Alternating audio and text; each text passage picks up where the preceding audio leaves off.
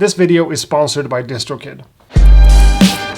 Hello YouTube, it's Accurate again, back with another beat making session from the studio, this time on the MPC KEY61. I decided to bring it in here just because it's soon time for me to let this one go and send it back to Akai. That's a part of the deal we have, but I also realized that I haven't done a lot of sample-based stuff on this one on the channel, so let's get to that. But I also found this really cool sample, so let's record that into this one, chop it up and make something happen, you know? Let's go for an empty project first of all. And that looks about right. Let's sample a minute. Let's clean this one up just a little bit to make sure that we don't get too much dust in there. And I'm pretty sure I had my sample somewhere around here.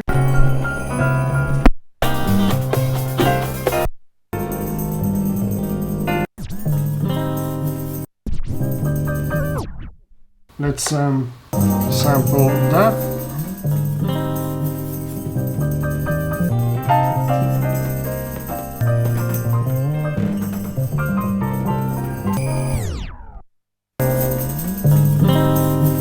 And that's obviously the first one, so let's put that one there.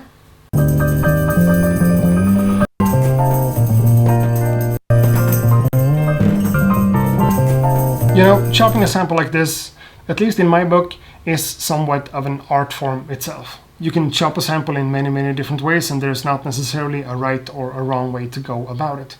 You can do pretty much whatever, and that's what I'm doing here. But I guess a really common technique is to chop the sample on beat. So every like quarter note or eighth note or something like that, you put a chop and then you can paste everything together again on beat. And that's definitely not what I'm doing here. I'm listening to the sample actively, and in this case I'm paying attention to the bass line more than the actual sound, like the main parts. And if I get that right, I'm also getting all the other stuff right too, and things will probably go together nicely at the end, depending on whatever pattern I come up with. So let's just move along.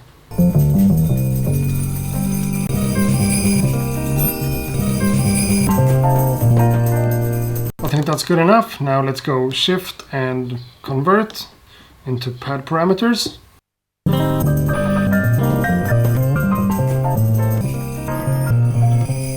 So those are my different chops, and now I'm just gonna have to come up with something and make music out of that somehow.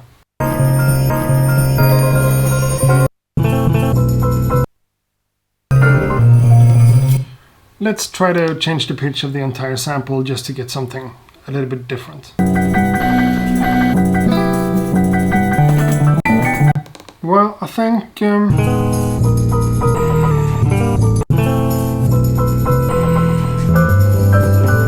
-3, maybe? Now let's get some drum sounds in here, because I'm pretty sure that we're working in a slower tempo than what I'm normally used to, which means that I kind of want the sense of rhythm before I go any further, you know? And this is one of the drum kits that my MPC KEY61 came with, but I've edited some of the sounds to get rid of some crazy reverbs and stuff like that, so yeah. Let's start with some hi-hats, 16 levels in velocity. And let's turn the time correction off, and let's go.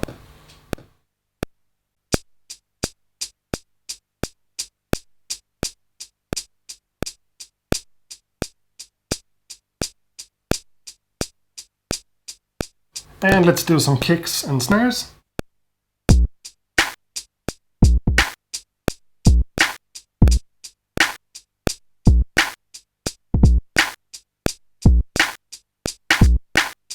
Now let's move in here and select the snares, and let's move them off the grid just a little bit like that.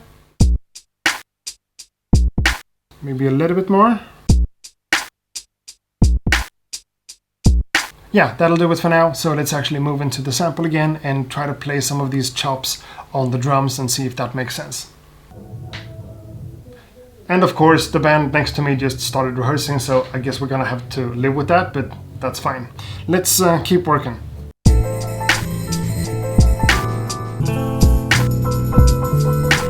Now let's just record some of these chops onto the drums in the sequencer and then just move along.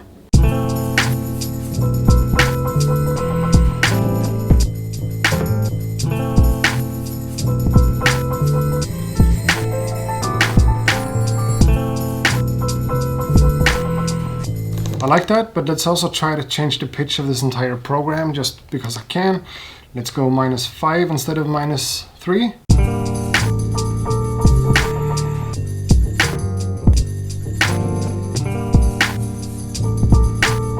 Well, maybe. Let's go -2. That's a hard one.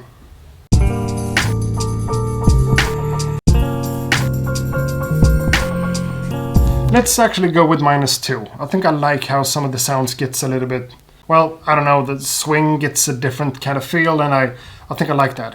Now let's take sequence 1 and copy that over to sequence 2 and erase everything on track 1. And all I have is the drums. Now let's try to flip this entire sample differently on sequence 2.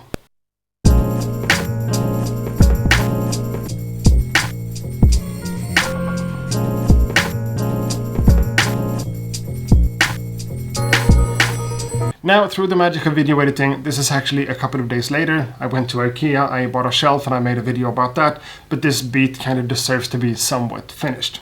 You know, it's never a bad idea to take a break from a project like this for a couple of days and go back and listen to it with a new perspective and fresh ears. And doing that on this one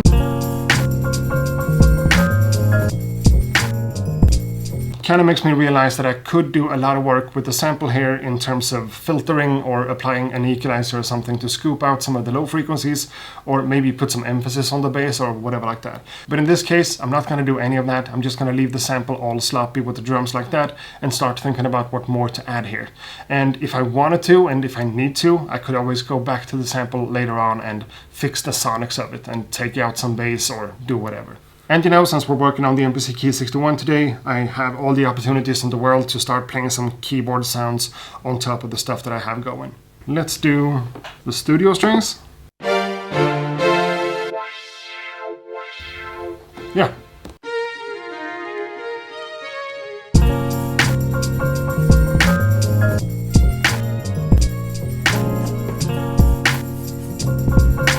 Yeah, that kind of works, but it's not my strongest idea ever, and the whole thing feels kind of vanilla. So let's not do strings, let's go for the stage piano, just to add something small, just because.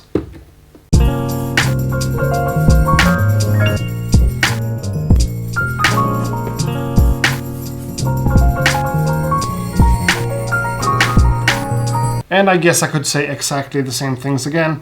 It's too vanilla and not what I'm looking for. I could play like a solo or something with a piano on top of this one, but not at this point. Let's go for something like the OPX4 instead, which is an FM synth and could always bring a little bit of life to something.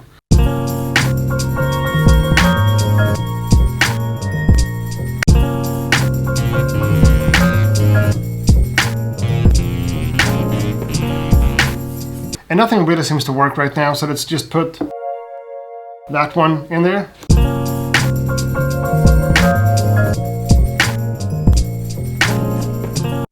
And let's do something with that one on sequence 2 as well.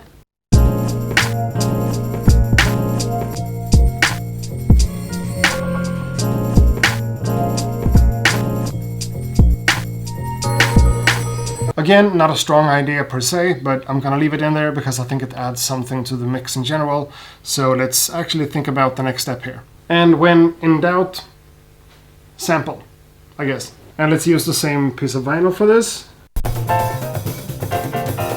I don't really know what I'm looking for, just something. Maybe some of the horns, but I need to filter some of the stuff out.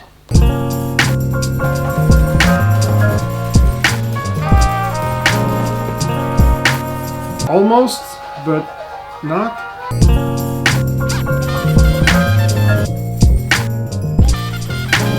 That little slice kind of works, but musically it kind of doesn't, so no.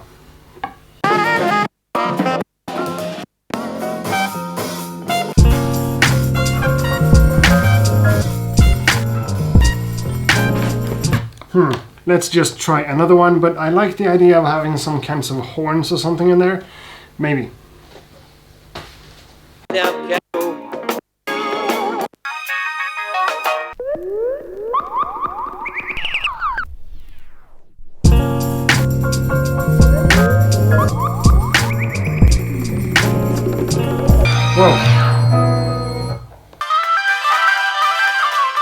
No, let's go to the next one.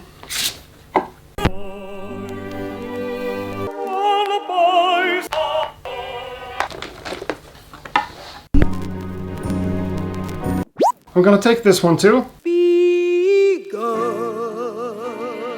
But just that last word, because you know, it's not much, but it's something. Let's arm the sampler.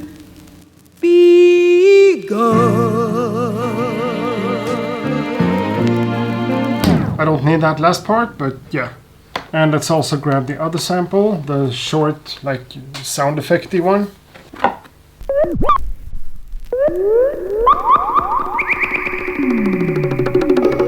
Okay, cool. Now with a few more samples in here, I should be able to like combine everything, and it could turn out kind of cool.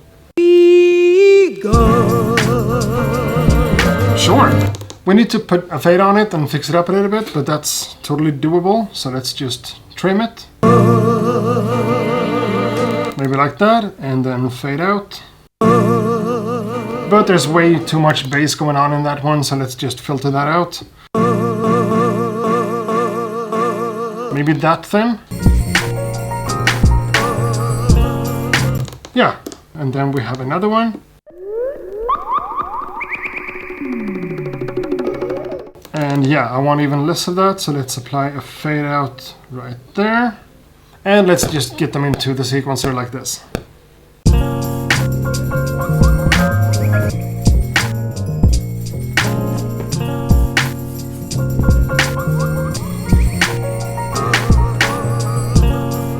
And let's also use a delay for this one.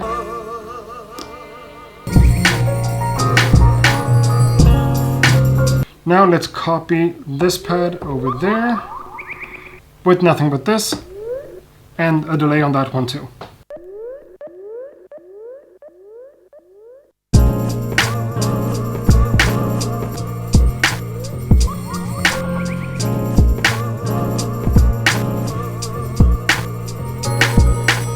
But now a quick message from this week's sponsor, DistroKid. And DistroKid is the service that I've used myself for a bunch of years by now to release my own music online. If I want to make sure to be found on places like Spotify, Apple Music, Tidal, and Deezer and whatnot, DistroKid has just been a nice and simple and reliable way for me to do that. $20 a year allows you to upload an unlimited number of tracks onto DistroKid, and they just handle everything from there when it comes to the distribution itself, as well as all the financial stuff. Make sure to use my link down below for a discount and also to show some support for this channel. Thanks a lot to DistroKid for sponsoring the video. Now let's get back to the actual session here. And I guess I could consider this done, but I think I want to add one more sequence just for the fun of it.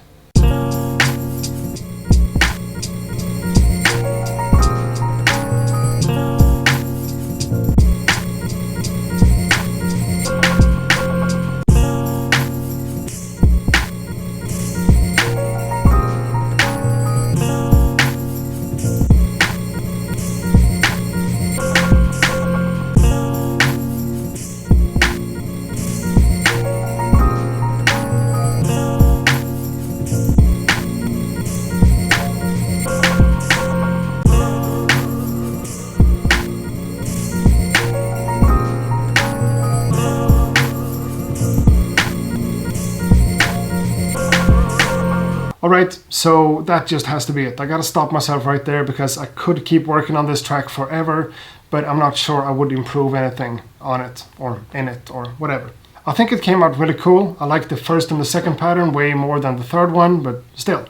I'm pretty sure this one will end up on my next project that I'm not sure that I want to talk about yet, but you know.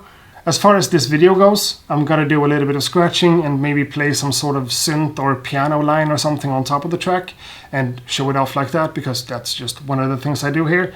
And also check out the links down below in the description. There are links to my Spotify page and to like DistroKid and Hyperfollow and this free sample pack that I put out months and months ago. But yeah, thanks a lot for watching this video. I hope to see you guys in the next one. Until then, ha det gott!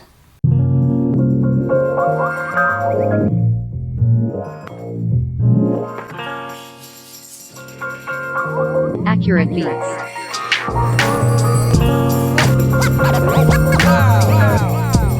Yeah.